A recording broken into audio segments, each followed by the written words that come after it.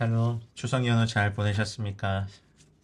오늘 키타보 내가 들어가서 신명기의 토라 포션 묵상 도와드리기 위해서 마이크를 켰습니다. 업로드가 하루 늦어진 거 양해를 부탁드립니다. 그래도 말씀 묵상 잘 하고 계시죠? 신명기 안에서 보와 같은 보석들을 하나님의 말씀들을 계속해서 잘 파내고 계실 줄 믿습니다. 자, 기도하고 오늘 시작하겠습니다. 바룩 아타 도나이 엘로헤이누 멜렉 하울람, 온 우주의 왕이신 주님을 송축합니다. 아쉐르 키드샨 베미츠부타 베스파눌라속 베드브레이 토라, 우리를 말씀으로 거룩하게 구별하시고 토라의 말씀으로 빠져들게 하시는 주님을 찬양합니다. 예수님, 우리에게 지혜와 계시형으로 임하여 주시고 이스라엘의 행복을 위하여 명하신 하나님의 율례와 규례를 저희가 기억하고 묵상할 때 우리에게 하늘의 보화로 채워주시고, 하나님, 세상의 보화보다 더 귀한 하나님의 말씀의 놀라운 비밀한 것들을 저희들에게 알려주십시오. 그리하여서 우리에게 기업으로 주신 그 땅에, 차지하게 하실 땅에 들어가 거기에 거주할 때 지킨 하나님의 계명들을 저희 영혼의 신비에 새겨주십시오. 주님, 우리에게 그러한 은혜를 부어줄 걸 믿고 감사드리며, 이 땅에서 우리의 삶이 얼마나 단축되고 짧고 짧은지 가르쳐 주십시오. 그래서 그 지혜 안에 살게 해 주십시오. 우리가 하루하루를 주께서 주신 놀라운 비밀한 일들을 기억하고 기대하며 살게 해 주십시오. 오늘의 말씀을 통하여서 우리에게 말씀해 주실 우리 구주 예수 그리스도 이름으로 감사하며 기도하였습니다. 아멘. 신명기 26장 1절부터 29장 9절, 그리고 이사야 60장 1절로 22절, 또 신약은 에베소서 1장 3절에서 6절, 계시록 21장 10절로 27절, 키타보 내가 들어가서에 대한 토라 포션 파라샤입니다. 신명기 26장 1절, 내 하나님 여호와께서 내게 기업으로 주어 차지하게 하실 땅에 내가 들어가서 거기에 거주할 때에입니다. 대략 26장의 구조를 보면요, 26장 1절부터 11절까지 그 땅에 들어가서 소산의 만물, 메레시트 콜펠이라고 하는 토지에서 수확한 모든 결실들 가운데 첫 열매를 하나님께 드려라 라는 것으로 1절부터 11절까지가 나오고요. 12절부터 15절까지는 셋째 해 11조를 드리는 해에 대한 규례와 명령을 말씀하십니다. 그리고 26장 16절부터 19절까지는 여호와 하나님께서 이스라엘과 또 이것을 행해라, 그러면 하나님이 너를 높이시고 보배로운 백성이 되게 하시고 모든 명령을 지키게 하신다 라고 주님께서 서약하시는 부분이 나옵니다. 저희가 하나 알아야 될 것은 하나님께 속한 모든 건 노력이 아니라 상속으로 받습니다. 사람이 아무리 수양을 쌓고 노력을 해도요, 하나님께 속한 것은 조금도 취할 수 없어요. 인간의 노력으로. 오직 하나님께서 주심으로, 상속으로 받습니다. 그런 거 가끔 꿈꿔보셨나요? 마치 그 수백억 원대의 상속을 받은 아이, 그 아이가 자기의 노력이 아니라 자녀이기에 받은 거죠. 예전에 10대 캠프에서 아이들이 장래 희망쓰라고 했는데 자기 꿈은 재벌 2세인데 아버지가 노력을 안 한다고 그런 말 했던 기억이 납니다. 근데 저희들은 하나님께 속한 건 하나님의 자녀가 돼서 오직 상속으로만 받을 수 있는 거예요. 로마서 8장 17절 기억하십니까? 자녀이면 또한 상속자, 곧 하나님의 상속자요, 그리스도와 함께한 상속자이니라 라는 말씀이 있죠. 로마서가 그런 걸 많이 말씀하시죠. 로마서 4장 13절 말씀도 기억이 나는데, 아브라함이나 그의 후손에게 세상의 상속자가 되리라고 하신 언약은 율법으로 말미암은 것이 아니요 오직 믿음의 의로 말미암은 것이라 라고 하셨습니다. 할렐루야. 하나님께 속한 모든 것은요, 믿음을 통하여서 상속으로 받습니다. 하나님 나라, 죄 용서받음, 구원, 영생, 이 모든 건 상속자에게 받은 거죠. 그래서 예수님도 많이 말씀하셨어요. 마태복음 25장 34절에 아버지께 복받은 자들이여 창세로부터 너희를 위하여 예비된 나라를 상속받으라. 아멘. 여러분, 그날에 저희가 꼭 이 땅에서도 주님의 나라의 상속을 받고 주님과 함께 나아가는 저와 여러분들 되시길 축복합니다. 아, 야고보를 통해서도 말씀하셨죠. 자기를 사랑하는 자들에게 약속하신 나라를 상속으로 받게 하셨다. 계시록에도 나오죠. 이기는 자는 이것들을 상속으로 받으리라. 아, 디도서 말씀인가요? 디도서 3장 7절에도 그렇습니다. 그의 은혜를 힘입어 의롭다 하심을 얻어 영생의 소망을 따라 상속자가 되게 하심이라. 아멘. 한 구절 더 말할까요? 에베소서 3장 6절에도 말씀이 있습니다. 이는 이방인들이 복음으로 말미암아 그리스도 예수 안에서 함께 상속자가 되고 아멘 지체가 되고 함께 참여하는 자가 됩니다. 이제 복음으로 말미암아 그리스도 예수 안에서 함께 상속자가 됩니다. 상속자가 되는 건 큰 복이기 때문에 사탄은 상속의 복을 보지 못하게 합니다. 상속의 복을 보고 누려야 됩니다.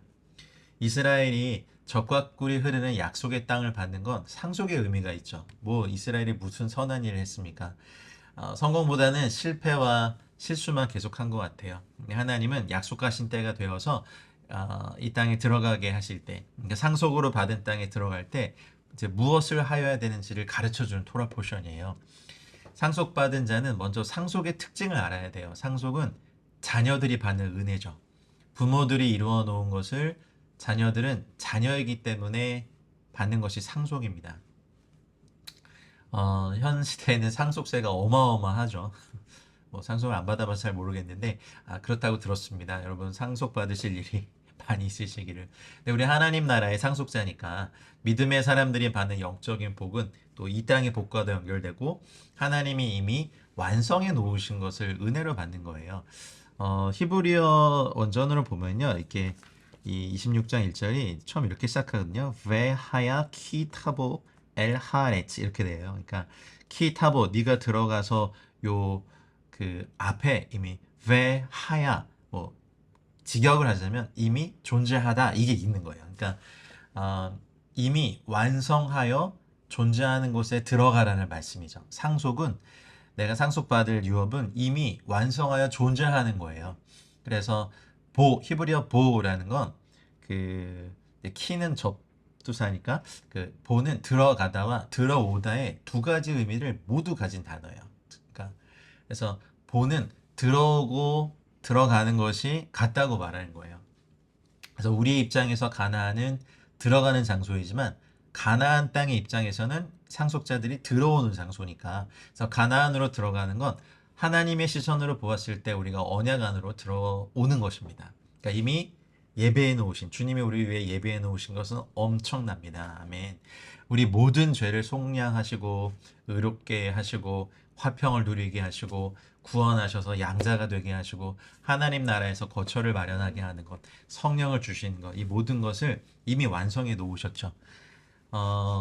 상속으로 주시기 위해서 주님이 마련해 놓으신 것을 알고 믿음으로 받으면 됩니다. 아멘. 우리 너무 잘 아는 로마서 말씀, 오늘 로마서 말씀이 많이 떠오르네요.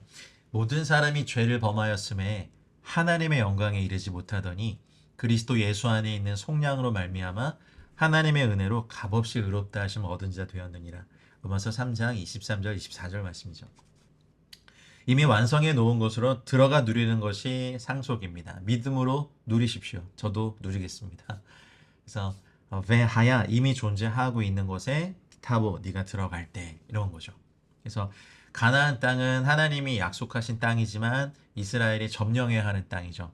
가나안은 저주를 받은 땅이지만 하나님의 입장에서 보면 완성된 겁니다.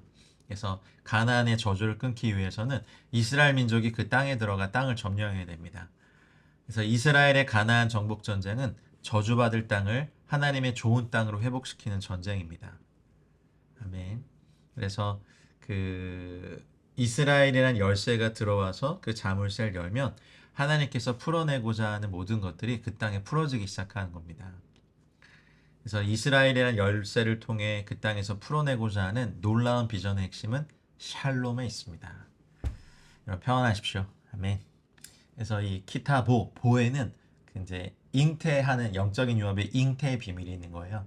들어가고 들어오는 것이 하나로 나타내는 것이 잉태죠. 잉태하면 열매가 맺히고. 그래서 키타보는 네가 들어가면 열매를 맺게 될 것이라는 것을 이야기합니다. 그래서 키타보는 첫 열매를 하나님께 드리는 것을 말하고 있죠. 첫 열매는 취하여야 되는 거니까. 자, 2절 볼까요? 내 하나님 여호와께서 내게 주신 땅에서 그 토지의 모든 소산의 만물을 거둔 후에 그것을 가져다가 광주리에 담고 내 하나님 여호와께서 그의 이름을 두시려고 택하신 곳으로 그것을 가지고 가서, 이렇게 되어 있습니다. 페라카타 메레시트. 그러니까 이걸 좀 해석해 보면 처음에 이 원문을 해석해 보면 첫 열매를 취하라라는 거죠. 첫 열매는 애굽에서 돌아가서 광야를 지나 가나안 땅을 취한 자가 드릴 수 있는 것입니다. 첫 열매는 취해서 광주리에 담아 택하신 곳으로 가져가야 됩니다. 택하신 곳은 어디죠?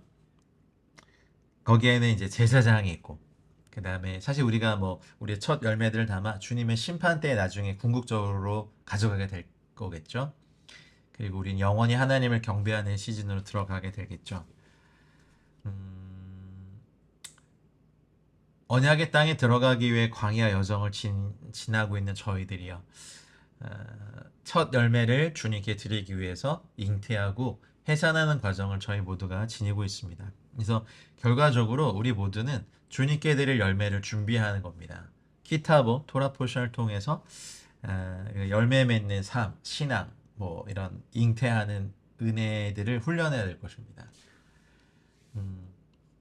토지소산의 만물을 거둔 후에 가서 감사하고 예배하고, 마음의 사모하는 뭐 처음 열매, 처음 익은 무화과, 미가서에 그런 말씀이 나오죠. 그래서 하나님께서는 그것들을 위하여 별도로 남겨두도록 지정하세요. 그래서 어떤 사람들의 우리의 식욕과 어떤 욕망을 충족시키기에 앞서서 하나님의 이름을 영어롭게 하는 것을 우선할 것을 가르치시는 겁니다. 그래서 우리가 가진 첫 번째 것과 최고의 것을 하나님께 드리기를 배우게 되는 거고. 그래서 여러분 꼭 첫 열매, 이제 여기 보면 이제 멜레시트인데 가장 좋은 것을 의미합니다. 그래서 여기에 이 단어를 이루는 가장 중요한 구성이 바로 로시, 머리예요. 그래서 첫 열매는 머리와 연결이 되어 있어요. 그래서 첫 열매를 주님께 드리는 건 내 머리가 주님입니다 고백하는 영적 행위가 되죠. 그래서 아무나 첫 열매를 드릴 수 없어요. 광야 훈련을 통해서 가나안으로 들어가는 순종을 이루어서 잉태하는 자가 첫 열매를 주님께 가져갈 수 있습니다. 만물의 으뜸과 머리는 예수 그리스도이십니다. 만물과 첫 새끼를 드리면서 예배하라는 건 머리 대신 예수님을 통하여 하나님께 나아갈 수 있다는 거죠. 그래서 가인은 땅의 소산으로 제물을 삼아 하나님께 드렸고, 아벨은 양의 첫 새끼와 그 기름을 드릴 때 하나님은 가인의 제물을 받지 않으시고 어쨌든 아벨의 제물을 받으셨습니다. 예수 그리스도 없이 하나님께 나아갈 수 없다는 것을 예표하기도 합니다. 11조이든 첫 소산이든 첫 새끼이든 이 모든 건 머리 대신 예수 그리스도를 통하여 하나님께 나아간다는 표시입니다. 왜냐하면 머리 대신 예수님을 통하여만, 예수님만을 통하여 영생을 얻기 때문에 그렇습니다. 만물을 가지고 하나님 앞에 나오는 건 예수님을 머리로 인정한다는 거죠. 단순한 소득이나 물질을 의미하는 게 아니에요. 우리가 주님 앞에 가져가야 되는 광주리 안에 가장 소중한 것들을 담기 원하시죠. 그리고 그 소중한 것을 주님께 드리기를 원하십니다. 그리고 택하신 장소 하마콤, 이곳으로 가져가야 되죠. 구원의 유일한 근거를 의미합니다. 또 택하신 장소에 제사장에게로 가져가야 되는 말하는데, 이는 뭘 예표하겠습니까? 우리의 대제사장 되시는 예수님의 사역을 예표하는 거죠. 그래서 주님께서는 구속사적인 사역을 통해서 위에 특별히 정한 장소와 인물, 직분이 있다고 말씀하십니다. 궁극적으로 모두 예수님의 구속사역을 향하죠. 광주리가 우리의 그릇을 의미하고 열매가 삶의 열매를 의미한다면 우리가 삶을 통해서 가져가야 되는 유일한 장소가 있다고 말씀하신 겁니다. 제사장에게 나아가 이르기를 내가 오늘 당신의 하나님 여호와께 아뢰나이다. 내가 여호와께서 우리에게 주시겠다고 우리 조상들에게 맹세하신 땅에 이르렀나이다. 먼저 고백하는 겁니다. 이게 굉장히 중요해요. 여호와께서 우리에게 주시겠다고 조상들에게 맹세한 땅에 이르렀습니다. 이제 5절부터 10절까지가 이제 고백의 내용이 나와 있죠. 4절을 먼저 읽을게요. 제사장은 내 손에서 그 광주를 받아서 내 하나님 여호와의 제단 앞에 놓을 것이며 하마코 여호와께서 선택한 장소로 가지고 가서 그를 경배해야 하고 여호와께서 선택하신 장소, 그러니까 중앙 성소에 첫 열매를 간 예배자는 그때 직무를 수행하는 제사장에게 여호와께서 조상들에게 주기로 약속하신 땅에 왔다는 것을 먼저 고백합니다. 이스라엘 백성들은 예배할 때 하나님께서 이스라엘 백성에게 어떻게 하셨던 역사를 고백합니다. 근데 우리는 사도신경, 신앙을 고백하죠. 그것이 또 예수님께서 우리를 위해서 행하신 사실은 믿음의 역사이기도 하잖아요. 전능하사 천지를 만드신 하나님 아버지를 내가 믿사오매라 고백한 것처럼. 그래서 예배할 때 우리는 하나님께서 나와 함께 하신 것들을 주 앞에 고백하며 감사하며 그 제물을 그곳에 놔야 됩니다. 그래서 5절부터가 그 내용이에요. 하나님 여호와 앞에 이렇게 아뢰라. 내 조상은 방랑하는 아람 사람으로서 애굽에 내려가 거기에서 소수로 거류하였더니 거기에서 크고 강하고 번성한 민족이 되었는데, 방랑하는 아바드, 길을 잃다, 방랑한 아람 사람이지, 아람미 오베드 이렇게 되어 있네요. 아람미 오베드. 메소포타미아의 하란에서 20년간 타향살이한 이 가문을 뜻하죠. 그리고 이제 방랑하고 고향을 잃고 병들고 죽은 이 방랑하는 아람 사람이 야곱을 의미합니다. 야곱이 아람 땅에서 도피 생활을 하다가 가나안 땅에 이르렀고 그곳에서 그의 자손들이 애굽으로 내려가서 큰 민족을 이루었고 하나님의 크신 구원의 역사로 말미암아 애굽의 압제에서 해방되어 나온 것이 바로 이스라엘의 역사잖아요. 이스라엘은 정말 미미한 족속이었고 여호와 하나님의 축복을 통해 이 민족은 가나안을 정복하고 고대 근동사의 패권을 장악하는 강대국으로 번성하게 됩니다. 그리고 소수가 내려갔다는 것, 70명이 내려갔죠. 근데 그때 6절, 애굽 사람이 우리를 학대하며 우리를 괴롭히며 우리에게 중노동을 시키므로 이스라엘은 애굽에 나그네로 거주했고 거기서 종들로 섬겼고 그것도 아주 오랜 기간 동안 그렇게 했습니다. 7절, 우리가 우리 조상의 하나님 여호와께 부르짖었더니 우리의 기도를 받으셨죠. 탈쿰 웅켈로스, 우리의 기도의 소리가 여호와께 들려졌습니다. 그래서 들으셨고 우리의 고통과 신고 압제를 보셨다. 주님의 반응은, 여호와 하나님의 반응은 두 개의 동사, 이제 와 이슈마 들으셨다, 그리고 라아 보셨다, 이 두 가지가 인상적인 거예요. 하나님은 지금도 살아계시고 우리의 기도를 들으시고 우리의 고통을 보십니다. 여호와께 부르짖으십시오. 8절, 여호와께서 강한 손과 편팔과 큰 위엄과 이적과 기사로 우리를 애굽에서 인도하여 내시고. 아멘. 이스라엘의 신앙 고백에 있어서 출애굽은 절대적인 위치를 차지하죠. 우리도 죄와 저주에서 벗어나 예수님을 만난 것이 우리에게 가장 큰 간증이지 않습니까? 우리의 인생에. 그래서 이스라엘의 신앙은 약속과 성취의 근거를 둔 출애굽, 가나안 땅 정복 위에 서 있고 이 두 사건이 구약 시대의 성도들의 믿음의 핵심인 거죠.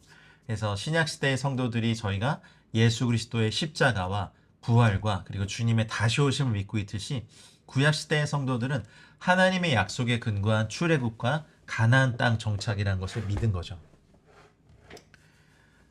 그래서 애굽에서 인도하여 내신 것만으로도 첫 소산, 만물의 광주리를 드리는 것을 꺼릴 이유가 없는 거죠. 전에는 잔인한 주인들에게 벽돌을 가져다 주어야 됐지만 하나님 덕분에 그들이 광주리를 드릴 수 있게 된 거죠.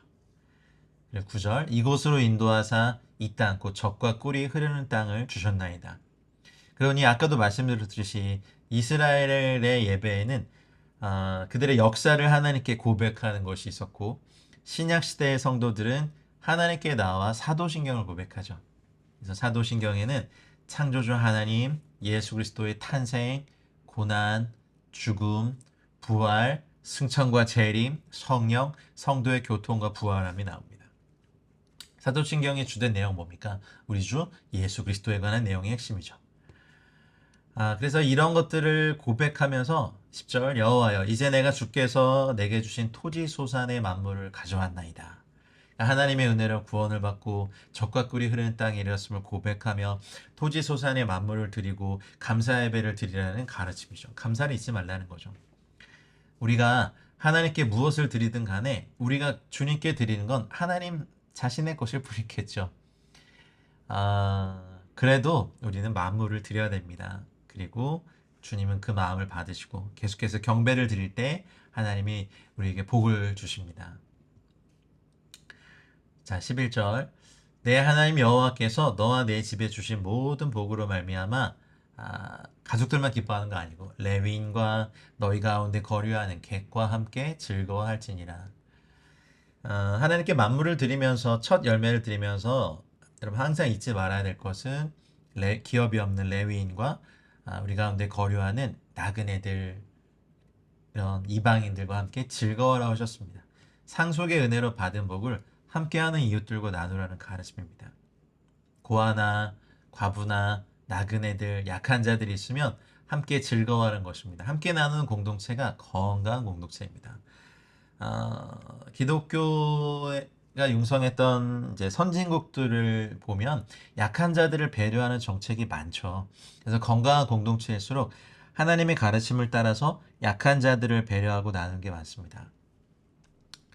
자, 12절 이제 셋째 해 11조에 대한 규례를 말씀하십니다.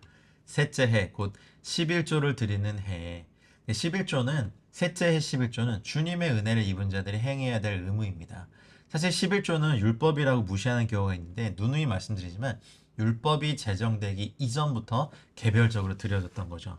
아브라함이 대제사장 멜기세덱에게 11조를 드리는 모습을 찾을 수 있고 미드라시에서는 아담과 하와 역시 에덴에서 11조를 하나님께 드렸다는 기록을 찾을 수 있습니다. 그래서 11조는 단순히 하나님께 드린 10분의 1의 세금이 아니라 10번째의 것, 완전한 것, 충만한 것, 모든 것을 드리는 것을 의미하죠.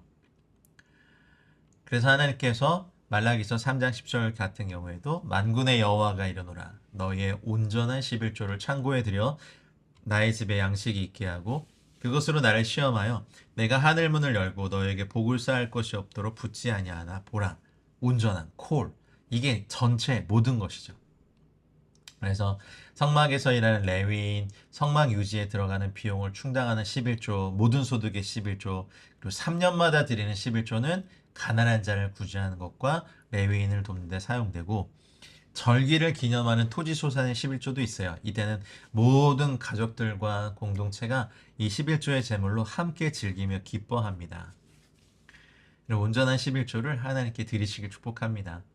자, 그러면 그리할 때 내 하나님 여호와 앞에 이르기를 내가 성물을 내 집에서 내어 레위인과 객과 고아와 과부에게 주기를 주께서 내게 명령하신 명령대로 하였사오니 내가 주의 명령을 범하지도 아니하였고 잊지도 아니하였나이다. 아멘. 히브리서 13장 15절 16절이 생각이 납니다. 이러므로 우리가 예수로 말미암아 항상 찬미의 제사를 하나님께 드리자. 이는 그 이름을 증거하는 입술의 열매니라.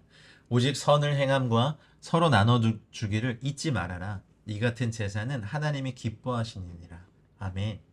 여러분 좋은 찬미의 제사가 있다면 반드시 거기에 구제가 따라야 됩니다. 하나님께 대한 예배와 고아와 과부와 객과 레위인들을 돌보는 건 함께 갑니다. 하나님께 대해선 열렬하게 찬양하지만 가난한 사람들이나 고아나 과부나 어떤 레위인들에 대해선 긍휼의 마음이 없다고 하면 그건 합당한 예배자의 태도가 아니죠. 자, 14절 내가 애곡하는 날에 이 성물을 먹지 아니하였고 부정한 몸으로 이를 떼어두지 아니하였고 죽은 자를 위하여 이를 쓰지 아니하였고 내 하나님 여호와의 말씀을 청종하여 주께서 내게 명령하신 대로 다 행하였으니 무모하지 않다를 3번 사용하여 고백합니다. 애국할 때 먹지 않았고 부정할 때 것을 주지 않았고 죽은 자에게 주지 않았다.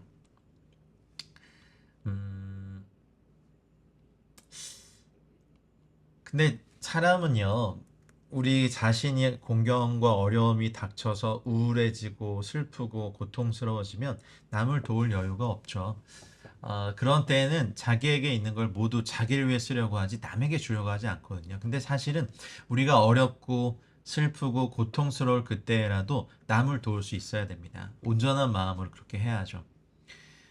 하나님 앞에서 정결하고 더러움이 없는 경건은 무엇입니까?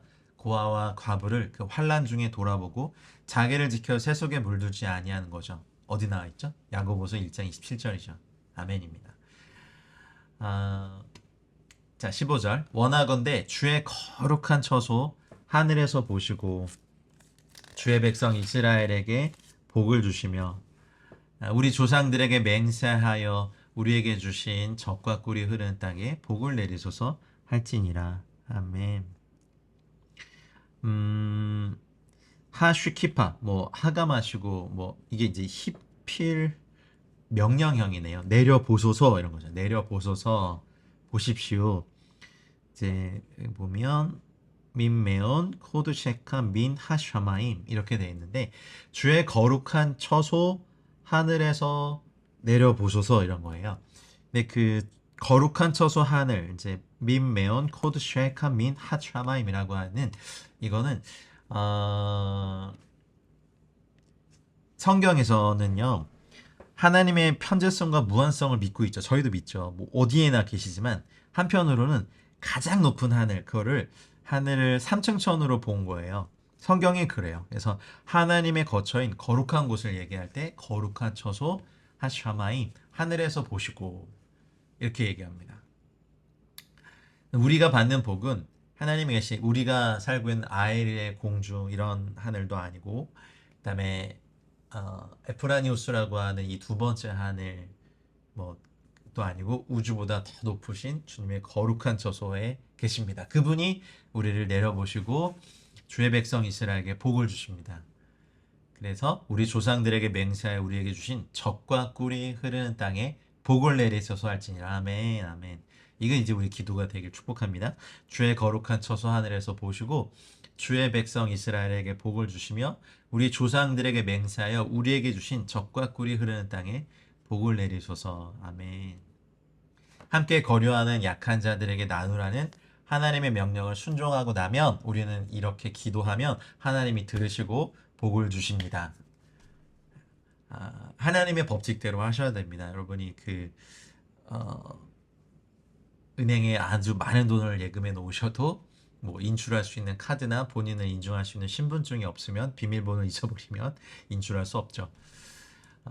다른 방법이 있나요? 모르겠네요. 어쨌든 주님의 법칙으로 약자를 돕고 그들을 섬기면 그렇고 나서 기도하면 하늘에서 보시면서 복을 주신답니다. 여러분 여기에는 그냥 형광펜으로 치시고 아니 그냥 암송하셔서 여러분의 기도를 만드십시오. 그래서 16절부터 19절까지는 이제 결론적으로 권면하십니다. 오늘 내 하나님 여호와께서 이 규례와 법도를 행하라고 내게 명령하시나. 여러분 하나님의 명령과 규례와 법도는 행하는 겁니다. 계명의 본질은 하나님의 의도와 모습이죠. 그래서 백성들은 계명을 살아냄으로써 하나님의 거룩함을 소유하게 됩니다. 주님의 백성이 되죠. 거룩함이란 하나님을 향해서만 사용할 수 있는 말이에요. 그래서 거룩을 뜻하는 이제 카도시 뭐 이런 언어적인 뜻은 분리되고 구별된 거죠. 하나님께서는 이 세상 어떠한 것과도 동일하지 않은 분이십니다. 아멘. 자 17절 내가 오늘 여호와를 내 하나님으로 인정하고 또 그 도를 행하고 그의 규례와 명령과 법도를 지키며 그의 소리를 들으라. 오늘 하욤이라는 이 단어를 강조하고 있는데 이 단어가 26장, 27장 전체에서 총 8번 반복되거든요. 여러분 한번 말씀 묵상하시면서 오늘이라는 단어에 이렇게 표시를 해보세요.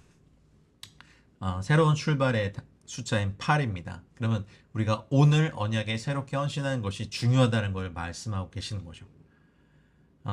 사실 우리는 매일 아침 잠에서 깨어남으로써 죽음에서의 부활을 예행 연습하고 있죠.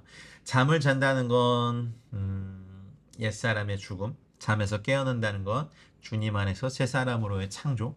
그래서 우리는 새로운 오늘을 시작할 때마다 주님 안에서 새 사람이 돼서 새로운 결단으로 언약의 삶을 살아야 됩니다. 오늘을 살도록 지음받은 존재들이죠. 물론 우리가 과거를 통해 교훈을 배워야 하고 미래 하나님 나라를 바라고 소망해야 하지만 우리에게 살도록 주어진 시간은 오늘, 지금이거든요. 그래서 이번 파라샤 본문이 강조하는 메시지가 바로 이거예요.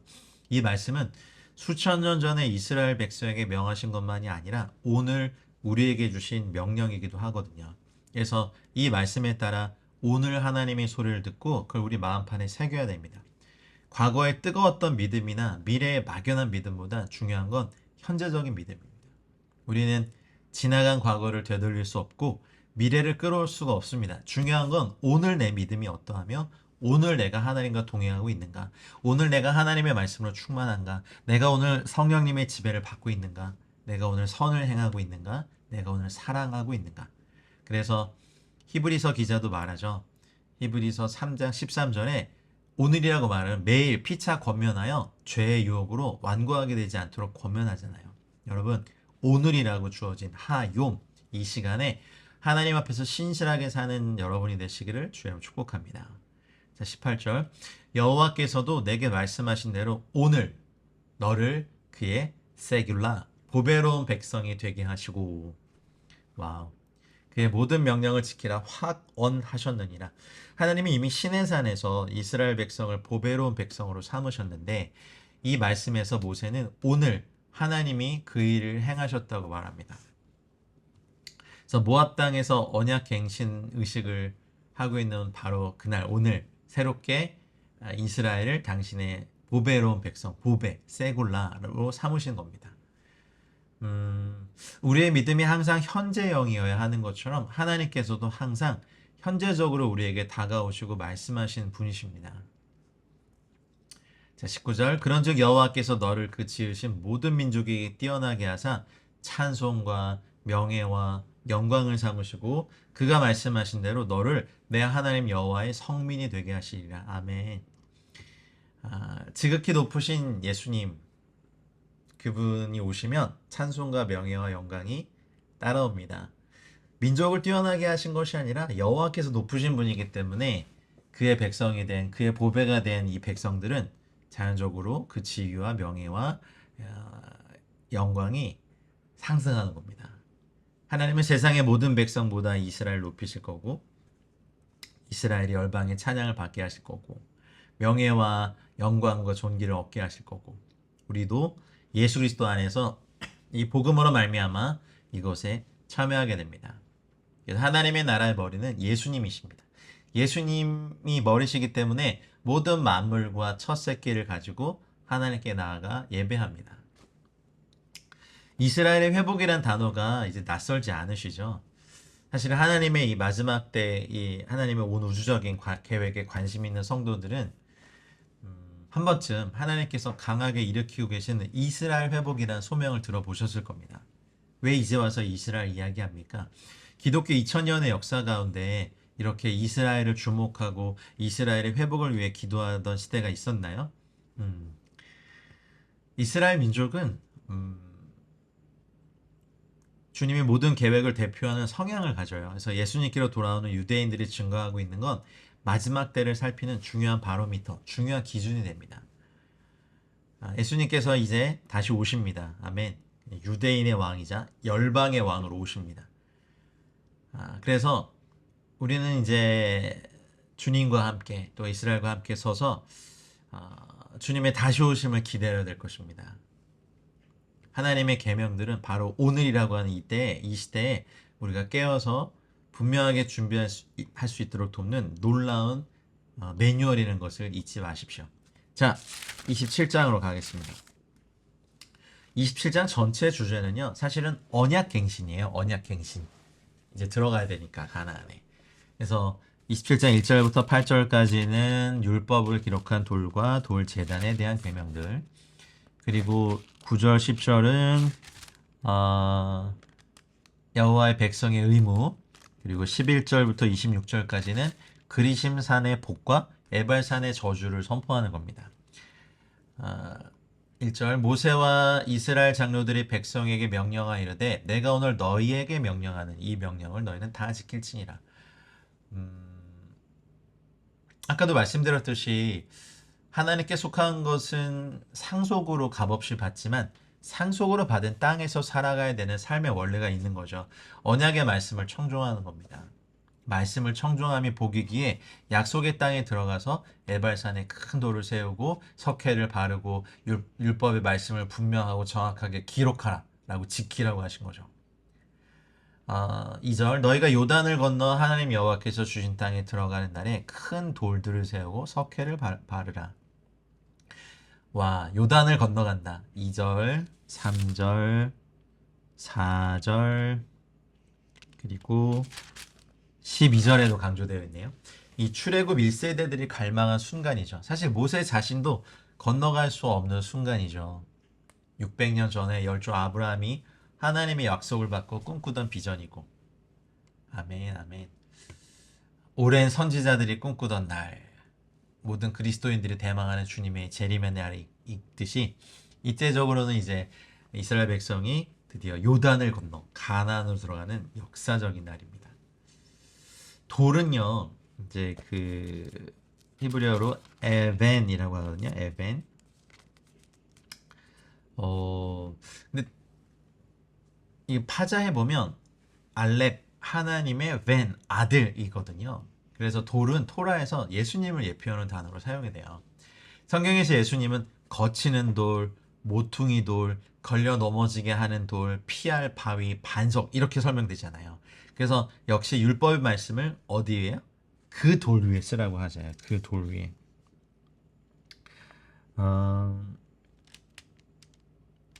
그 위에 석회를 바르고 그 돌은 세워지는 돌이죠. 우리의 삶 가운데 예수 그리스도가 온전히 세워져야 되는 것. 우리를 위해 세우신 십자가의 희생과 죽음을 의미하는 것. 석회를 바르라. 석회는 시드라고 하는 데 있는 겉을 하얗게 바르는 거죠. 육신을 입고 오신 예수님이 석회를 바른 것처럼 죄가 없으시면 빛나고 흰옷을 입은 분이시죠. 그러니 거룩한 돌 위에 율법을 기록하는 거 한다는 것. 예수님의 반석 위에 말씀의 집을 지어라. 석회를 바른 돌 위에 글을 쓰면 글씨가 또렷하고 분명하게 보이는 것처럼 예수 그리스도의 관점으로 이 토라를 읽을 때 또렷하고 분명하고 깨끗하게 깨달을 수 있는 겁니다. 토라의 중심 주제는 물론 이스라엘이 많이 등장하지만 이스라엘이 아니라 예수님을 예표하는 거예요. 전부 다 구원자 예수님을 예표합니다. 그래서 저희가 뭐 토라를 가르치고 토라 포션을 얘기한다고 해서 저희가 어떤 막 다시 유대교로 회귀할 것 같이 얘기하시는 분들이 계신데 전혀 아닙니다. 여러분 이렇게 토라 포션 읽기 같이 해오시면 어떠셨습니까? 토라에 전부 다 예수님을 숨겨놓으시고 예수님을 발견하게 하시죠. 예수님 위에 율법이 세워지고 그 율법의 모든 속량에서 우리를 구속하신 예수님의 사역을 저희는 맛봐서 우리 신앙 고백을 사도신경을 하고 있는 겁니다. 자, 율법의 모든 말씀을 기록하라. 그리하면 내 하나님 여호와께서 내게 주시는 땅, 곧 젖과 꿀이 흐르는 땅에 내가 들어가기를 내 조상들의 하나님 여호와께서 내게 말씀하신 대로 하리라. 이 석회를 바른 돌들의 토라의 모든 말씀을 기록해야 했기 때문에 아마 한두 개의 돌이 아니라 굉장히 많은 수의 돌이 세워졌을 거라고 여겨집니다. 그래서 언약 갱신이란 건 그 언약의 내용이 새로워지는 것이 아니라 언약식을 새롭게 하는 거죠. 반드시 기억하셔야 됩니다. 새로운 언약식에도 언약의 내용은 하나님의 말씀과 동일합니다. 아브라함으로부터 계승되어 언약을 예수님께서 폐한 것이 아니라 굳게 세우시고 완성하셨죠. 그러니 우리는 예수님을 믿음으로 새 언약을 체결했는데 왜 다시 옛 언약을 말하는가라는 식의 주장은 성경에 대한 완전한 오해인 겁니다. 하나님은 어제나 오늘이나 변함이 없으시고 그분의 말씀들은 결코 충돌하지 않습니다. 땅을 주리라, 자손을 주리라, 천하 만민이 복을 받으리라 하셨던 주님의 말씀이 여기 있습니다. 그리고 4절 너희가 요단을 건너거든 내가 오늘 너희에게 명령하는 이 돌들을 에발산에 세우고 그 위에 석회를 바를 것이며 요단강 건너가서 새 언약을 체결할 장소로 정해진 건 세켐인데 구체적으로 이제 에발산인 거죠. 이스라엘 땅의 중심부에 해당하는 곳인데 동서 교역로가 지나는 교차점입니다. 그래서 에발산은 정상 고도가 938m가 됩니다. 정상에 올라가면 이제 이스라엘 땅 전역이 내려다 보일 만큼 높은 산이죠.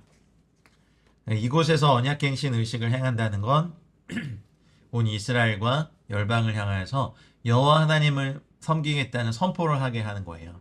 그래서 이 세켐은 사실은 아브라함이 가나안 땅에서 처음 장막을 치고 제단을 쌓은 것이고, 그리고 두 번째로 아브라함이 가나안 땅의 약속을 처음 받은 것이고, 야곱이 가나안에서 처음으로 땅을 구입한 곳이고, 그리고 요셉의 뼈가 묻힌 곳이고, 그리고 여호수아가 죽기 전에 마지막으로 언약 갱신 의식을 행한 곳이 이곳입니다. 그래서 세겜 땅은 언약적으로 되게 중요한 장소예요. 그래서 하나님이 모세를 통해서 이 장소를 계시하시고 언약식을 행할 것을 명하신 거죠. 자, 거기서 5절 하나님 여호와를 위하여 제단 곧 돌단을 쌓되 쇠 연장을 되지 말지니라. 다듬지 않은 돌로 제단을 쌓고 번제와 화목제를 드리는 이유는요, 주님께서 담당해 주실 이 대속제물에 대한 그림자이기 때문에 그래요. 단번에 십자가상에서 다 이루었다고 하신, 단번에 완성하여 주신 거기 때문에 거기에 인간이 무엇인가를 감해야 되는 게 정으로 쫀다는 건 복음을 변질시키는 것이 되거든요. 그래서 부정하게 함이라 하시는 겁니다. 다듬지 않은 돌로 하나님 여호와의 제단을 쌓고 그 위에 하나님 여호와께 번제를 드려라. 이 번제단에서는 인류를 구원하시는 그리스도의 십자가 복음의 예표가 담겨져 있습니다. 그래서 사람이 쪼개서 다듬은 돌은요, 하나님을 거역하는 인본주의적인 변질을 의미하죠. 우리 자녀들, 우리도 그렇고 하나님이 각기 다르게 각기 다른 개성으로 만드셨는데 이 땅의 교육은 벽돌을 만드는 것 같아요. 똑같은 모양의, 똑같은 크기로. 아니죠. 다듬은 돌로 바벨탑을 높게 쌓는 것이 아니라 다듬지 않은 돌로 주님께 이 번제단을 만들어서 예배해야 됩니다. 바벨탑은 하나님을 거역하고 대적하는 인본주의적인 흐름을 대표합니다. 어떤 신학자분이 그러시더라고요. 가장 심각한 문제는 목회자들이 성경에 능통하지 않고 학문에 능통해지다 보니까 성경의 말씀을 하나님 중심, 예수 그리스도 중심이 아닌 인간 중심, 자기 만족 중심으로 해석해서 교회 안에 누룩처럼 퍼뜨리고 있다는 거죠. 이럴 때일수록 하나님의 말씀의 본질로 돌아가야 되는 순수 복음, 순수 토라의 가르침으로 돌아가야 된다고 저도 생각합니다. 복음은 마지막 때의 미혹의 영들을 물리치는 열쇠고, 이 토라의 회복은 이 미혹을 물리친 신부들의 단장 매뉴얼이죠. 예수님께서 친히 언약하시고 이 땅에 오셔서 완성하신 놀라운 66권의 가르침이 우리의 심령 골수에 박히고 새겨져서 오직 말씀을 따라 살아가는 하나님의 백성들이 되어야 될 겁니다. 아멘. 화목제를 드리고 거기에서 먹으며 하나님 여호와 앞에서 즐거워하라 하십니다. 속죄제, 화목제, 번제 순서가 되네요. 그리고 이 율법의 모든 말씀을 그 돌들 위에 분명하고 정확하게 기록할지니라. 아멘. 그리고 9절부터 이제 제사장이 12개의 저주를 선포합니다. 모세와 레위 제사장들이 온 이스라엘에게 말하여 이르되 이스라엘아 잠잠하여 들으라. 오늘 내가 내 하나님 여호와의 백성이 되었으니 그런즉 내 하나님 여호와의 말씀을 청종하여 내가 오늘 내게 명령하는 그 명령과 규례를 행할지니라 라고 하십니다. 40년 전에 맺은 시내산 언약이 여전히 유효합니다만 새로운 세대는 약속의 땅으로 들어가기 전에 새로운 언약식을 할 필요가 있어요. 다시는 언약을 배반하지 않고 언약에 따라 신실하게 살기로 결단하는 새 사람이 되는 게 절대적으로 필요한 겁니다. 자, 모세가 그날 백성에게 명령합니다. 요단을 건넌 후에 시므온과 레위와 유다와 이사겔과 요셉과 베냐민은 백성을 축복하기 위해 그리심 산에 서고, 산, 하르. 이 산은요, 히브리인에게 있어서 매우 중요한 장소입니다. 시내산에서 십계명의 증거판을 받았고 예수님께서도 산에서 산상수훈의 가르침을 주셨죠. 산은 하나님의 계시를 잉태하는 신비로운 장소입니다. 제자들과 함께 오른 변화산에서는 하나님 나라의 신비를 풀어내셨습니다. 본문에서 하나님의 저주와 축복이 선포되는 곳 역시 산이죠. 축복을 선포하는 산은 그리심산이고 저주를 선포하는 산은 에발산입니다. 백성의 절반은 에발산에, 절반은 그리심산에 선 상태에서 레위인들이 축복과 저주의 말씀을 선포합니다. 우리는 축복의 말씀만이 아니라 저주의 말씀까지도 선포하게 하셨다는 부분에 주목해야 됩니다. 오늘날 이제 대부분의 크리스찬들이 징계나 책망의 말씀을 듣지 않으려고 합니다. 그런데 저주의 말씀이 선포되지 않으면 축복은 축복으로 여겨질 수 없어요. 축복과 저주의 말씀이 선포되면 모든 백성은 아멘으로 화답하면서 언약에 대한 헌신을 새롭게 다짐하고 언약 갱신 의식을 종결해야 됩니다. 하르 게리짐, 그리심산, 잘게 썰다, 뭐 이런 뜻. 그리심 원래 게리짐, 뭐 이런 것은 잘게 썰다는 뜻을 갖고 있고요. 하르 에발, 에발산은 벌거벗은 산이란 뜻이에요. 저주의 상징이죠. 근데 이러한 산에 율법을 기록한 돌들을 세우라고 명령하신 이유는 율법이 죄를 드러내고 깨닫게 해주는 것을 암시하는 거죠. 그래서 신명기 다음에 나오는 이제 여호수아 8장이죠. 8장에 보면 선민 이스라엘의 이제 요단을 건너고 아이성을 정복한 후에 에발산에 한 단을 쌓습니다. 이 단은 번제단이죠. 번제단은 우리의 죄를 씻어내는 거룩한 장소죠. 근데 저주를 상징하는 에발산에 어떻게 번제단이 세워질 수 있었을까? 그 힌트가 갈라디아서에 있더라고요. 3장 13절에 그리스도께서 우리를 위하여 저주를 받은 바 되사 율법의 저주에서 우리를 속량하셨으니 기록된 바 나무에 달린 자마다 저주 아래 있는 자라 하였음이라 하셨습니다.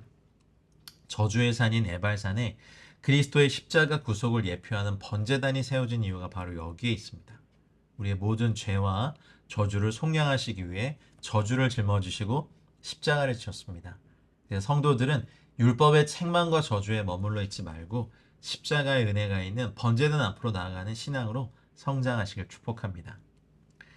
이제 선포합니다. 자, 레위 사람이 큰 소리로 이스라엘에게 말합니다. 15절 장색의 손으로 조각하였거나 부어 만든 우상은 여호와께 가증하니 그것을 만들어 은밀히 세우는 자는 저주를 받을 것이라 할 것이요 모든 백성은 응답하여 말하되 아멘 할지니라. 아멘. 그 다음 16절 두 번째 저주 그의 부모를 경홀히 여기는 자는 저주를 받을 것이라 할 것이요 모든 백성은 아멘 할지니라. 여러분도 아멘 하십시오. 17절 그의 이웃 세 번째 저주 그의 이웃의 경계표를 옮기는 자는 저주를 받을 것이라 할 것이요 모든 백성은 아멘 할지니라. 탐욕 때문에 이웃의 경계표, 땅의 경계표를 옮기고 눈먼 사람에게 길을 잘못 인도한 건 이건 저주죠. 저주받을 일입니다. 18절의 네 번째 저주 맹인에게 길을 잃게 하는 자는 저주를 받을 것이라 할 것이요 모든 백성은 아멘 할지니라. 그리고 19절 다섯 번째 객이나 고아나 과부의 송사를 억울하게 하는 자는 저주를 받을 것이라 할 것이요 모든 백성은 아멘 할지니라. 자, 여섯 번째는 20절 그의 아버지의 아내와 동침하는 자는 그의 아버지의 하체를 드러냈으니 저주를 받을 것이라 할 것이요 모든 백성은 아멘 할지니라. 자, 일곱 번째 저주는 21절 짐승과 교합하는 모든 자는 저주를 받을 것이라 할 것이요 모든 백성은 아멘 할지니라. 자, 여덟 번째는 그의 자매 곧 그의 아버지의 딸이나 어머니의 딸과 동침하는 자는 저주를 받을 것이라 할 것이요 모든 백성은 아멘 할지니라. 자, 23절 아홉 번째 저주 장모와 동침하는 자는 저주를 받을 것이라. 끔찍합니다. 이런 거 정말. 모든 백성은 아멘 할지니라. 자, 24절 열 번째 저주 그의 이웃을 암살하는 자는 저주를 받을 것이라 할 것이요 모든 백성은 아멘 할지니라. 십계명의 여섯 번째 계명이죠. 다음 11번째 저주 25절 무죄한 자를 죽이려고 뇌물을 받는 자는 저주를 받을 것이라 할 것이요 모든 백성은 아멘 할지니라. 그리고 26절 이 율법의 말씀을 실행하지 아니하는 자는 저주를 받을 것이라. 여러분 빨리 아멘 하십시오. 모든 백성은 아멘 할지니라. 12가지 저주가 선포됩니다. 이 돌을 어디에 세웠다고요? 에발산에 세웠습니다. 자, 28장은 그죠? 28장은요 사실은 사람이 받을 수 있는 모든 복과 사람이 받을 수 있는 모든 저주가 다 나와 있습니다. 여호와의 말씀 그 규례와 법도와 명령을 지켜 행하는 자에게는 복을 주시고 여호와의 말씀에 순종하지 않고 불순종하는 삶을 살면 저주를 받게 됩니다. 토라에서 언급해서 나열하고 있는 대목들을 보면 축복에 대한 구절보다 저주에 대한 구절이 많아요. 이게 뭘 의미하냐면 이미 믿음 안에서 누리고 있는 축복이 있기 때문에 그렇습니다. 성경에서 굳이 언급하지 않아도 누리고 있는 복이 있죠. 그래서 축복의 목록이 적죠. 당연히 누리고 있는 부분은 언급해서 제외되고 있고, 사실 우리의 죄악된 본성 때문에 우리는 하나님의 말씀에 순종하는 길을 가려고 하기보다는 육신을 쫓아 불순종하는 길을 가려고 합니다. 베드로 사도도 그런 말씀을 하셨죠. 너희가 순종하는 자식처럼 전에 알지 못할 때 따르던 너희 사욕을 본받지 말아라. 베드로전서 1장 14절. 모든 사람들이 자기의 마음과 육체에 원하는 길을 따라가죠. 멸망의 길입니다. 좁은 길이 아니거든요. 근데 그 길은 넓어서 그리로 들어간 자가 많아요. 여러분, 그리스도의 사람들은 그 정과 욕심을 십자가에 못 박았습니다. 아멘. 자, 28장은 사실 신명기에 시작된 복이 아니라 성경의 언약적 축복은 이미 아브라함 언약에서 시작된 거고, 레위기와 신명기에서 언약적 축복은 그걸 구체화한 거죠. 자, 굉장히 많아요. 굉장히 많고 축복과 저주에 많이 있고, 그러니 우리가 이 말씀을 잘 듣고 명령을 지켜 행하면 이제 복을 받고, 청종하면 이는 복이 내게 임하여 내게 이른다. 임하고 이른다. 임하고 이른다. 말씀 청종은 약속된 복입니다. 이 28장의 축복의 내용을 잘 살펴보십시오. 삶의 모든 영역에 미치는 이 땅에서 실질적인 축복입니다. 번성, 건강, 장수, 번역, 최적, 농업의 풍요, 군사적인 거, 뛰어나게 되는 거, 대적으로부터 승리되는 거.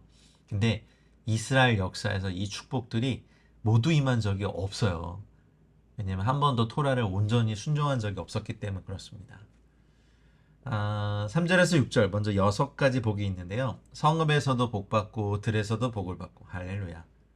네, 조건이 뭡니까? 여호와의 말씀을 청종하고 행하면입니다, 여러분. 듣기만 하고 깨닫는 거 아닙니다. 행하는 겁니다. 4절 몸의 자녀와 내 토지, 소산과 내 짐승의 새끼와 또 소와 양의 새끼가 복을 받고, 이게 얼마나 복됩니까? 내 광주리와 떡반죽 그릇도 복을 받는데요. 들어와도 복을 받고 나가도 복을 받을 것이니라. 미국의 서부에 가니까 인앤아웃 버거가 있더라고요. 되게 맛있는 버거인데, 그게 이제 들어와도 복을 받고 나가도 복을 받을 것이라는 크리스찬 기업의 마인드로 하셔서 굉장히 맛있습니다. 이번에 가서 먹고 왔습니다. 여러분 꼭 들어와도 복을 받고 나가도 복을 받는 주의 명령과 규례에 순종하며 받는 은혜가 있게 축복합니다. 그리고 7절부터는 이제 6가지 약속을 주시는데, 이제 여호와께서 너에게 평안을 주실 겁니다. 군사적인 성공을 주시죠. 대적하기 위해 일어난 적군들을 앞에서 패하게 하십니다. 어떤 민족이 주의 백성을 대적해 온다 하더라도 사방으로 흩어지는 수본을 당하게 될 겁니다. 한 길로 왔다 7길로 도망가는 것. 할렐루야. 여러분에게도 이러한 복이 있기를 축복합니다. 두 번째는 약속은 풍부한 양식의 복이에요. 여호와께서 명령하사 너의 창고와 내 손으로 하는 모든 일에 복을 내리시고 하나님 여호와께서 내게 주신 땅에서 내게 복을 주실 것이다. 풍부한 양식. 와, 할렐루야. 심지어는 안식년을 지킬 거면 레위기 25장 1절에 여섯째 해에 내 복을 너에게 주어 그 소출이 3년 동안 쓰기에 족하게 하리라 하셨습니다. 하나님께 순종하는 삶을 살면 한 해의 추수가 얼마나 풍성한지 그것으로 3년을 먹고 살 수 있다고 레위기 25장 1절에도 약속하셨죠. 그리고 9절 세 번째, 내게 맹세하신 대로 너를 세워 자기의 성민이 되게 하시리니, 하나님과의 특별한 관계가 됩니다. 이게 가장 큰 복이죠. 내 하나님 여호와의 명령을 지켜 그 길로 행할 것이다. 땅의 모든 백성이 여호와의 이름이 너를 위해 불리는 것을 보고 너를 두려워할 것이다. 하나님과 특별한 관계를 유지하니까요. 그리고 여호와께서 내게 주리라고 내 조상들에게 맹세하신 땅에서 내게 복을 주사 내 몸의 소생과 가축의 새끼와 토지의 소산을 많게 하실 것이다. 인간과 짐승의 번영을 말씀하십니다. 여러분에게 속한 모든 것이 복을 받는 은혜가 있길 축복하고요. 12절 여호와께서 너를 위하여 하늘의 아름다운 봄을 참고 보고를 여시사. 와우. 너희 땅에 때를 따라 비를 내리시고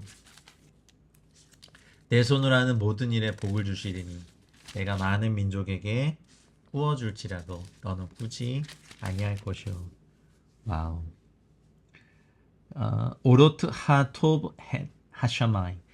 하늘의 아름다운 보고 꼭 이 복을 받으십시오. 우리의 땅에, 우리의 가정에, 우리의 개인적인 삶에, 우리의 사업에, 사역에 어떤 일이든 때를 따라 비를 내리시고 손으로 하는 모든 일에 복을 주시는 은혜. 많은 민족에게 꾸어질지라도 너는 꾸지 아니할 것이요. 와우. 여러분 이런 거 구하십시오. 그 대신 하나님의 명령과 규례를 듣고 지켜 행하면입니다. 내가 많은 민족에게 꾸어질지라도 너는 꾸지 아니할 것이요. 엄청납니다. 13절 여호와께서 너를 머리가 되고 꼬리가 되지 않게 하시며 위에만 있고 아래에 있지 않게 하시리니 오직 너는 내가 오늘 내게 명령하는 내 하나님 여호와의 명령을 듣고 지켜 행하며. 오늘 너에게 명령하는 그 말씀을 떠나 좌로나 우로나 치우치지 아니하고 다른 신을 따라 섬기지 아니하면 이와 같으리라 말씀하셨습니다. 아멘. 자, 15절부터는요 저주예요. 29절까지요. 아니요, 더 있죠. 축복도 조건적인 것처럼 여기에 나열된 저주들도 조건적이에요. 첫 번째 저주와 경고 선언이 15절부터 44절까지 있고요. 두 번째 저주와 경고 선언이 45절부터 57절까지, 그리고 세 번째 저주와 경고 선언이 58절부터 68절까지 그리고 맺습니다. 가장 큰 이유는 하나님 여호와의 말씀 15절 말씀을 순종하지 아니하여 내가 오늘 너에게 명령하는 그의 명령과 규례를 지켜 행하지 아니하면입니다. 이 모든 저주가 너에게 임하며 너에게 이를 것이니.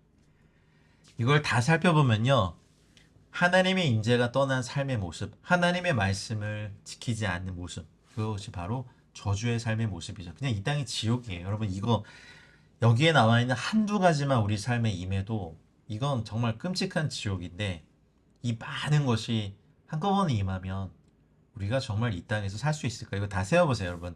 저주의 목록이 98개만 나옵니다. 98개, 100개에 가까워요. 와, 하나만 와도 헉헉거리는데 98개의 저주가 쏟아지면 미치게 되죠. 그래서 여호와께서 미치는 것과 눈먼 것과 막 정신병으로 치시고 눈에 보이는 일로 미치고, 사실 저희들 그런 고백 많이 하잖아요. 한국 사람들 우리 뜻대로 되지 않으면 와 정말 미치겠다 이런 말 하는데, 자기만 위하여 살려고 하면 정말 미치게 하죠. 안목의 정욕, 이생의 자랑, 육신의 정욕을 따라 살면 결국 망하게 됩니다.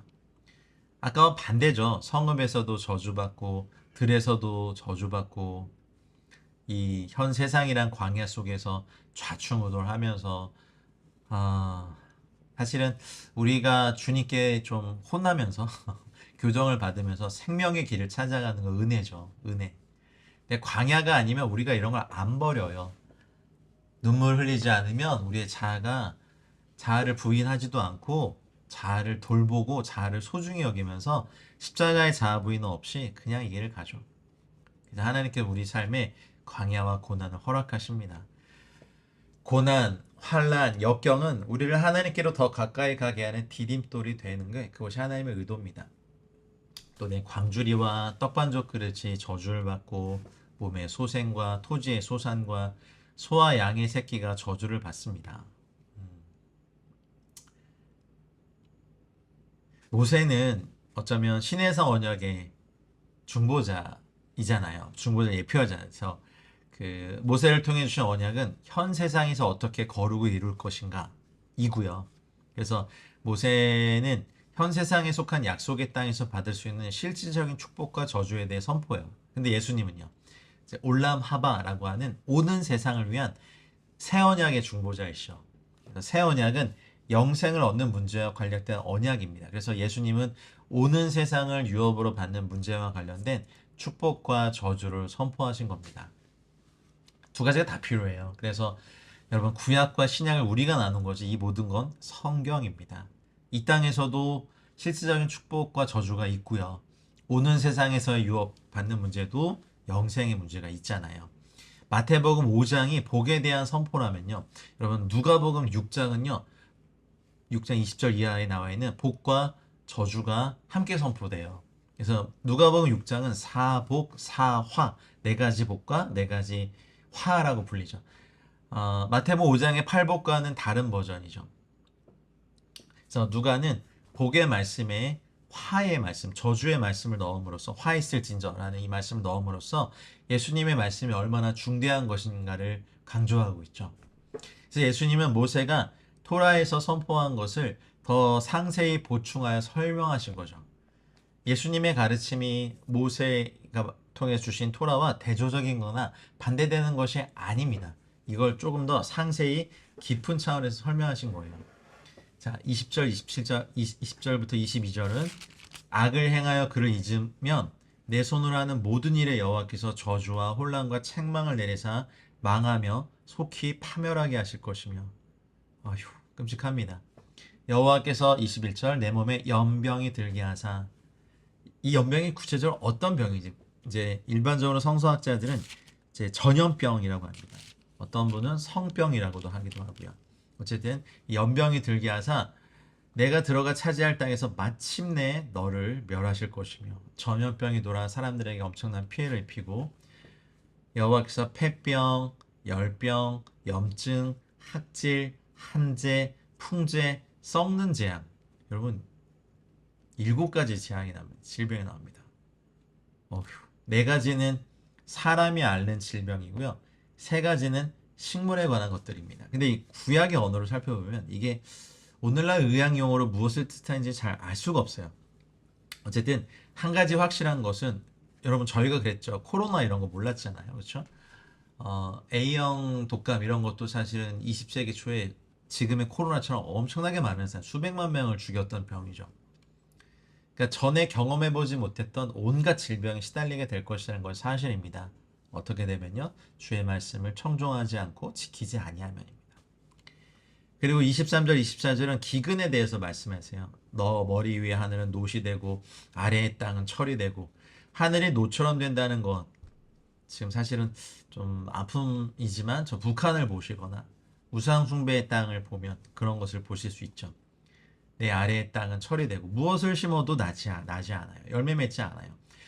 24절 여호와께서 비 대신에 티끌과 모래를 내 땅에 내리시리니 그것들이 하늘에서 내 위에 내려 마침내 너를 멸하리라. 비가 내려야 되는데 티끌과 모래가 하늘에서 내립니다.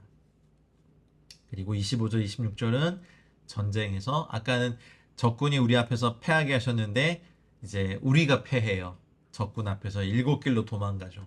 땅의 모든 나라 중에 흩어지고 시체가 공중의 모든 새와 땅 짐승들의 밥이 될 것이니 그것을 쫓아줄 자가 없을 것이며. 적에게 죽음을 당하는 것도 안타까운 일인데 그 뒤에 시체가 내팽겨친다는 건 엄청난 수치를 뜻하죠. 게다가 장례식은 고사하고 짐승들을 쫓아줄 사람도 없고 고대 근동 문화에서 들에 흩어져 짐승들의 밥이 되는 주검의 모습은 최악의 상황이죠. 자, 27절, 28절은 이집트의 재앙이 이미 언급한 인간들의 고통에 7가지를 더해요. 애굽의 종기와 치질과 괴혈병과 피부병으로 너를 치시리니 네가 치유받지 못할 것이며. 육체적인 질병이 있고요.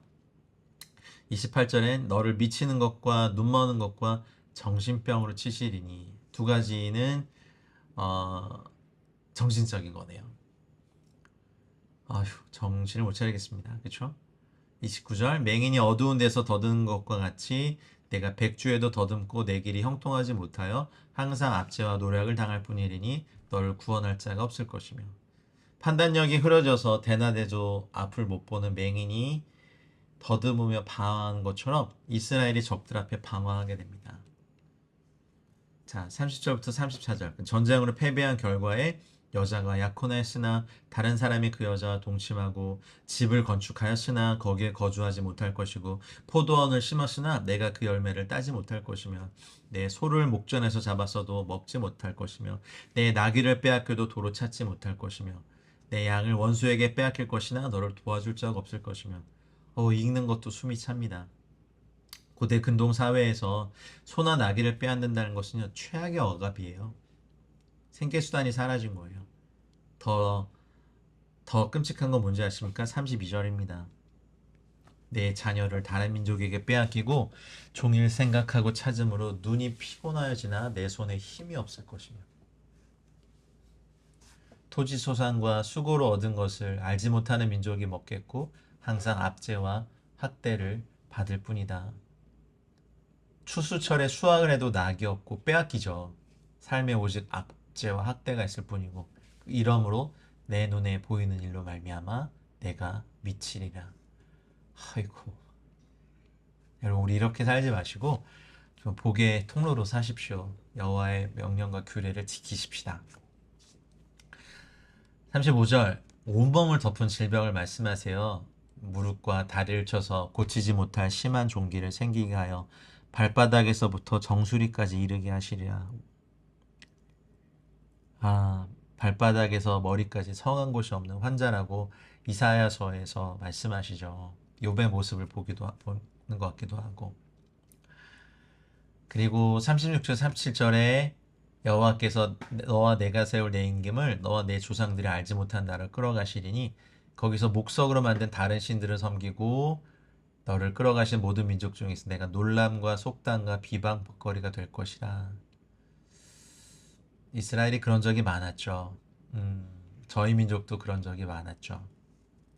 자, 38절부터는 이거 정말 생산성도 다 파괴돼요. 곡식, 포도주 기름이 이제 생산되지 않을 거라고 선포하시는 거죠. 많은 종자를 들에 뿌려도 메뚜기가 먹죠. 큰 메뚜기 때는요 150만 명이 먹을 수 있는 양식을 하루에 먹어치운다고 하죠. 끔찍합니다. 포도원을 심고 가꿀지라도 벌레가 먹고요. 포도주를 따지 못하고 포도주를 마시지 못한대요. 내 모든 경내에 감람나무가 있을지라도 그 열매가 떨어짐으로 그 기름을 몸에 바르지 못하는 것.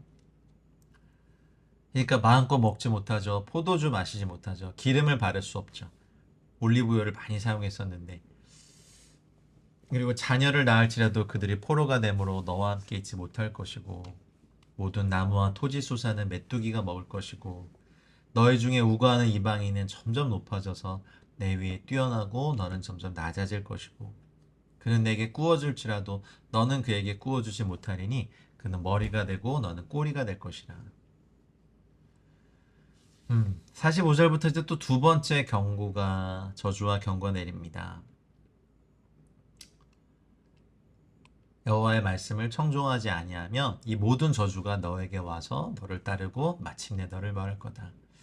나중에 이 말씀이 북왕국의 경우 주전 722년에 아수르로 끌려가고 남왕국의 경우 유다의 경우에는 BC 586년에 바벨론으로 끌려가는 일을 통해서 현실로 나타나죠. 너와 이 모든 저주가 너와 내 자손에게 영원히 있어서 표징과 훈계가 됩니다. 47절 내가 모든 것이 풍족하여도 기쁨과 즐거운 마음으로 내 하나님 여호와를 섬기지 아니함으로 말미암아 줄이고 목마르고 헐벗고 모든 것이 부족한 중에서 여호와께서 보내사 너를 치게 하실 적군을 섬기게 될 것이니 그가 철멍에를 내 목에 메어 마침내 너를 멸할 것이라. 줄임, 목마름, 헐벗음, 속박과 착취, 원수들을 섬기다가 결국 죽게 되는 것. 땅끝에서 한 민족을 독수리가 날아오는 것이 치러 오게 하시는데 그 언어를 알지 못하는 민족이고 용모가 흉악한 민족이고 노인을 보살피지 아니하며 유아를 불쌍히 여기지 아니하며 이스라엘의 먹을 양식과 짐승들 다 뺐습니다. 끔찍한 건 뭔지 아세요? 포위당하고 난 다음에 나중에 53절 하나님께서 내게 주신 자녀 내 몸의 소생의 살을 먹을 것이다. 아이고 여러분 읽는 것도 힘듭니다. 제가 다 읽지 않겠습니다. 이거 너무 힘이 듭니다. 자녀를 잡아먹고요. 가족을 믿지 못하고요. 그리고 적군이 애워싸고 맹렬하게 곤란하게 함으로 아무것도 얻지 못하고 저주 가운데 삽니다. 58절부터 68절도 또 그걸 말합니다. 세 번째 저주와 경고가 임합니다.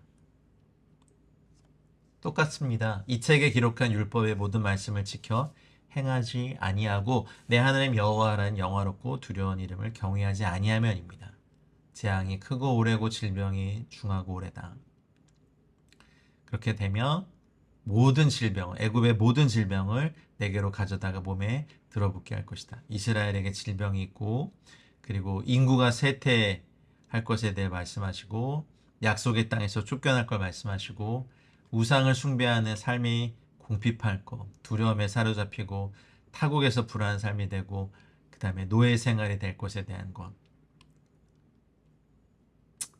평안함도 얻지 못하고 발바닥이 쉴 곳도 얻지 못하고 내 마음을 떨게 하고 눈을 쇠하게 하고 정신을 산란하게 하리니 생명의 위험에 처하고 주야로 두려워하며 생명을 확신할 수 없게 될 것을 말하십니다.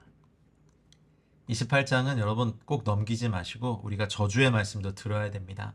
에발산의 저주가 선포되는 것도 들어야 됩니다. 이 모든 죄와 저주에서 우리를 속량하신 예수님의 큰 은혜는 우리가 처해 있는, 우리가 원래부터 속해 있던 죄와 저주가 무엇이었는지를 아는 것에서 아는 만큼 또 우리가 은혜가 됩니다. 꼭 넘어가지 마시고 잘 묵상하십시오. 그리고 새기십시오. 그리고 다시는 저주 아래 있지 마십시오. 와우, 신명기 29장입니다.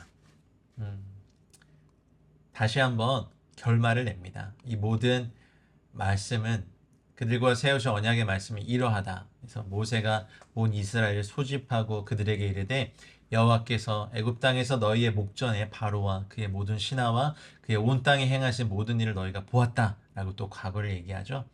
큰 기적과 이적과 큰 기사를 내 눈으로 보았느니라. 말씀을 깨달아야 생명과 축복의 역사가 일어나죠. 말씀은 이해되는 영역이 아니라 마음에서 깨달아져야 되는 영역입니다. 눈과 귀는 인식하는 기관이고 마음은 깨닫는 기관이죠. 하나님께서 이스라엘 백성에게 광야 여정 40년 동안 말씀하시고 많은 기적을 보여주신 이유는 깨닫게 하기 위함입니다. 그런데 이스라엘이 깨닫지 못하였습니다.